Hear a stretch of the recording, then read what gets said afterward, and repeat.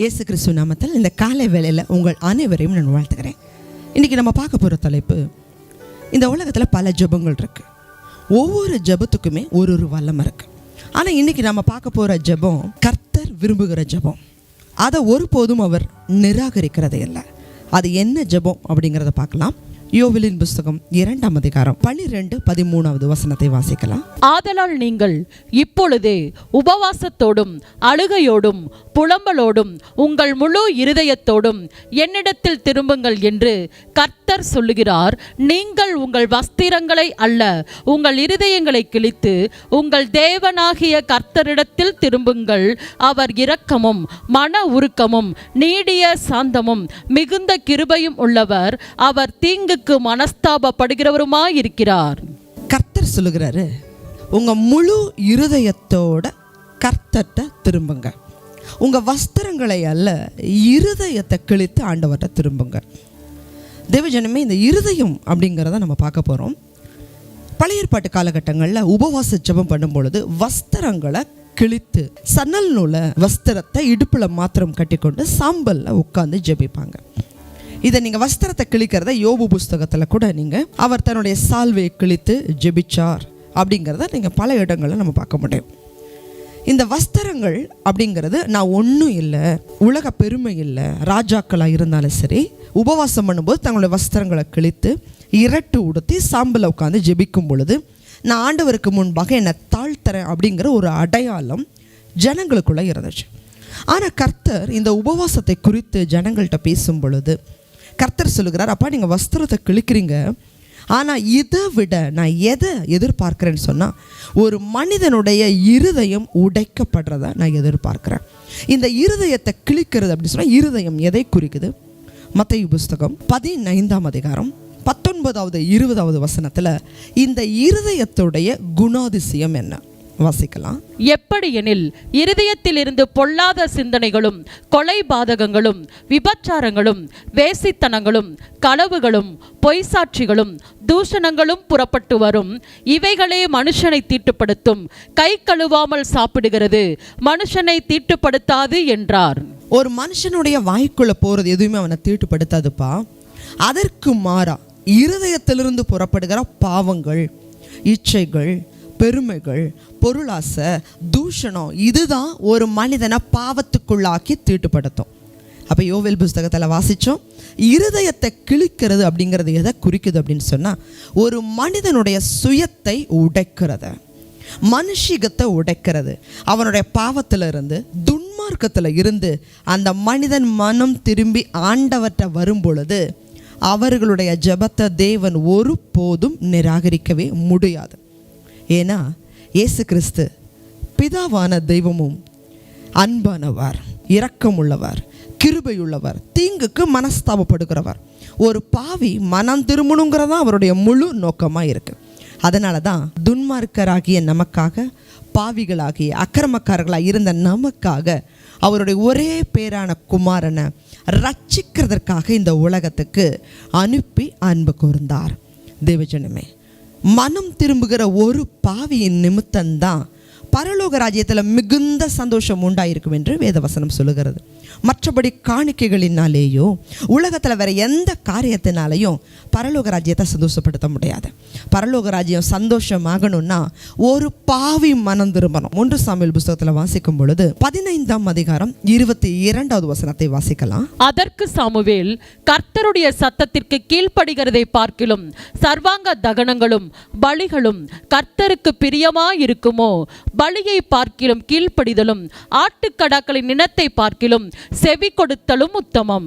பலியை பார்க்கிலும் கீழ்ப்படிதலே உத்தமம், அதுதான் மேல்னு சொல்லி பரிசுத்த வேதாகமத்தில் வாசிக்கிறோம்.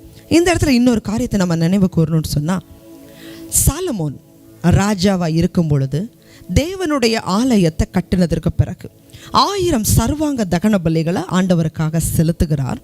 அன்று இரவு கர்த்தர் சாலமோனுக்கு சொப்பனத்தில் தரிசனமாக்கி, சாலமோனே நீ விரும்புகிறத எங்கிட்ட கேள் அப்படின்னு சொல்கிறாருன்னா, அந்த பலிகளை தேவன் எவ்வளவு மேன்மையாக பார்க்குறார். ஆனால் இந்த இடத்துல வசனத்தை வாசித்தோம், அதை விட மேலானது கீழ்ப்படிதல், மனம் திரும்புதல். ஒரு மனிதன் மனம் திரும்பும் பொழுது அவர்களுடைய ஜெபத்தை தேவன் ஒருபோதும் நிராகரிக்கிறதே இல்லை. தேவஜனமே, இதுவே இயேசு கிறிஸ்துட்ட 12 சீசர்களை கூடவே வைத்து தேவன் அவர்களை ஊழியத்தில் பழக்குவித்தார். அதில் யூதாஸ் காரியோத்தை தான் தன்னை காட்டி கொடுக்க போகிறான் அப்படிங்கிறத இயேசு கிறிஸ்துக்கு நன்றாகவே தெரியும். காட்டி கொடுக்கப்படுவதற்கு முன்பதாக கடைசியாக அந்த திருவிருந்தை கொடுக்கும் பொழுது, உங்களில் ஒருவன் என்னை காட்டி கொடுப்பான்னு சொன்ன அதே ஆண்டவர் தான் யூதாஸ் காரியத்தை நோக்கி நீ செய்ய வேண்டிய காரியத்தை சீக்கிரமாக செய் அப்படின்னாரு. 30 வெள்ளிக்காசுக்காக இயேசு கிறிஸ்துவை காட்டி கொடுக்குறாரு. காட்டி கொடுக்கும் பொழுது கூட இயேசு கிறிஸ்து யூதாஸ் காரியத்தை இவன் தான் என்னை காட்டி கொடுப்பான்னு சொல்லி வெளிப்படுத்தவோ அவரை குற்றப்படுத்தவோ துரோகின்னு சொல்லவோ இல்லை. மாறா சிநேகிதனேன்னு சொன்னார். ஏன் அப்படின்னா யூதாஸ் காரியத்தும் கூட கெட்டு போய் அழிந்து விடாதபடி அவன் மேலையும் இயேசு கிறிஸ்து மனது இறங்குகிறவராய் இருந்தார். அதுவே அவருடைய இன்னொரு சிஷ்யன் பேதுரு இயேசு கிறிஸ்துவை மறுதளிச்சாரு, சபிச்சாரு, சத்தியம் பண்ணினாரு. இயேசுவை எனக்கு யாருன்னே தெரியாதுன்னாரு. ஆனால் அதே பேதுரு மனம் திரும்பி கண்ணீரோட அழுகும் பொழுது இயேசு கிறிஸ்து மறுபடியும் அவருக்கு ஒரு வாய்ப்பை கொடுத்து மிகப்பெரிய ஒரு அப்போஸ்தலனாக பயன்படுத்தி புதிய ஏற்பாட்டு சபையுடைய முதல் போதகராக மாற்றினார். அதே யூதாஸ் காரியோத்தை அந்த காரியத்தை செய்தார்னா இல்லை, அவரோட குற்ற மனசாட்சி வாதித்ததுனால அவர் நாண்டு கொண்டு செத்தார். தேவஜனமே, ஒரு மனிதன் பாவம் செய்யலாம்.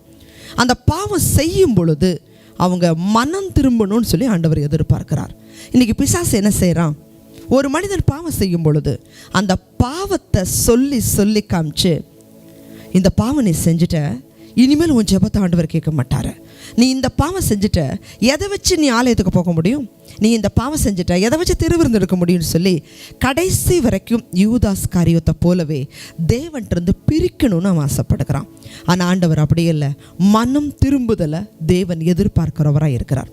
இந்த செய்தியை பார்க்குற நீங்கள் கூட என்னைக்கோ ஒரு செய்த பாவம், என்னைக்கோ செய்த ஒரு குற்றம் தொடர்ந்து உங்கள் மனசாட்சியை வாதிக்கும்னு சொன்னால், இதை வைத்து இன்றைக்கி அநேகர் என்ன செய்கிறாங்க? ஆலயத்துக்குள்ளே போகிறதில்ல, ஆலயத்தில் வெளியிலேயே நின்றுறாங்க, திருவிருந்து எடுக்கிறதில்ல, ஜெபத்தவே விட்டுறாங்க. ஏன்னா அவங்களுக்குள்ளே இருக்கிற பாவம், ஆண்டவர் இனிமேல் என்ன நேசிக்க மாட்டார், ஆண்டவர்கிட்ட போகிறக்கு எனக்கு தகுதியே இல்லைன்னு சொல்லி அந்த குற்ற மனசாட்சியினால் ஆண்டவர்கிட்ட வர்றதவே நிறுத்திடுறாங்க.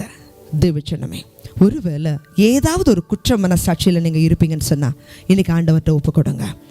பாவி மனம் திரும்பும் பொழுது தேவன் அதை ஒருபோதும் அவர்களை வெறுக்கிறவர் அல்ல. புதிய ஏற்பாட்டில் கூட பாவியான ஸ்திரீ அவர்கிட்ட கொண்டு வரும் பொழுது அந்த பெண்ணை அவர் மன்னிக்கிறார். மன்னித்து போ, இனி பாவம் செய்யாத.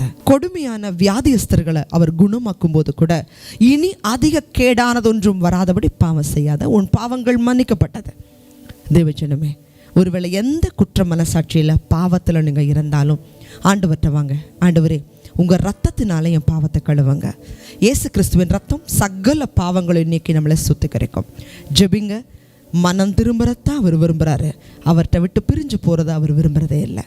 ஜெபிக்கலாம். அதிகமாக நேசிக்கிறீங்களா அன்புள்ள ஆண்டவரே? ஒரு மனிதன் பாவம் செய்தவனாக இருக்கலாம், துன்மார்க்கனாக இருக்கலாம். ஆனால் அந்த மனுஷன் பாவத்திலையும் துன்மார்க்கத்தில் சாகிறத தேவன் ஒருபோதும் விரும்புறதில்ல. அதற்கு மாறா அவன் ரட்சிக்கப்படவே தேவன் விரும்புகிறீங்கப்பா. அதற்காக தான் இந்த உலகத்துக்காகவும் நீங்கள் வந்தீங்க. மீட்பரா, உலக ரட்சகராக வந்தீங்கப்பா. இந்த தேவ செய்தியை பார்க்குற ஜனங்க தங்ககிட்ட பாவத்தை வச்சுட்டே ஜெபிப்போன்னு சொன்னால் அந்த ஜெபம் ஒருபோதும் கேட்கப்படாது. பாவங்களை நாங்கள் அறிக்கை செய்யும் பொழுது, மெய்யாக மனஸ்தாபப்படும் பொழுது, கண்ணீரோடு அதை விட்டுட்டு ஆண்டவரோட ஒப்புரவாகும் பொழுது அந்த ஆத்துமாவை நொறுங்குண்டதும் நறுங்குண்டதுமான இருதயத்தை நீங்கள் புறக்கணிக்கிறதே இல்லைப்பா. ஆண்டவரே, இந்த தேவ செய்தி ஆலயத்துக்கு வெளியில் இருக்கிற ஜனங்களை உள்ள கொண்டு வரட்டும். அநேகர் குற்ற மனசாட்சியினால் ஜெபிக்கிறத விட்டுருக்கலாம், ஆண்டவருடைய ஊழியத்தை கூட விட்டுருக்கலாம். ஆண்டவர், இந்த செய்தியை பார்க்குற ஜனங்க மறுபடியும் ஆதியில் இருக்கிற அன்புக்கு திரும்பணும். வெளிப்படுத்தல் புத்தகத்தில் வாசிக்கிறோமே, ஆதியில் இருக்கிற அன்பை நீ விட்டா என்று உன் பேரில் எனக்கு குறை உண்டு, ஆகையால் இன்ன நிலைமையிலிருந்து நீ விழுந்தாய் என்பதை நினைத்து நீ மனம் திரும்பி ஆதியில் செய்த கிரியைகளை செய்வாயாக. அப்போ யாரெல்லாம் உங்களை விட்டுட்டு தூரமாக இருக்கிறாங்களோ மறுபடியும் ஒரு வாய்ப்பை கொடுத்து உங்ககிட்ட நீங்கள் சேர்த்து கொள்ளுங்க. ஆண்டவரே, பாவிகள் மனம் திரும்பும் போது அவர்களுடைய ஜெபத்தை நீங்கள் நிராகரிக்கிறதே இல்லை. கிருபை தாங்க. இயேசுவின் நாமத்தில் ஜெபிக்கிறோம் நல்ல பிதாவே, ஆமென். தொடர்ந்து உங்களுடைய பாவங்களை அறிக்கை செய்யுங்க. ஆண்டவருக்காக நீங்கள் நிலைச்சிருங்க. கர்த்தர் உங்களை கொண்டும் பெரிய காரியத்தை செய்வார். ஆமென்.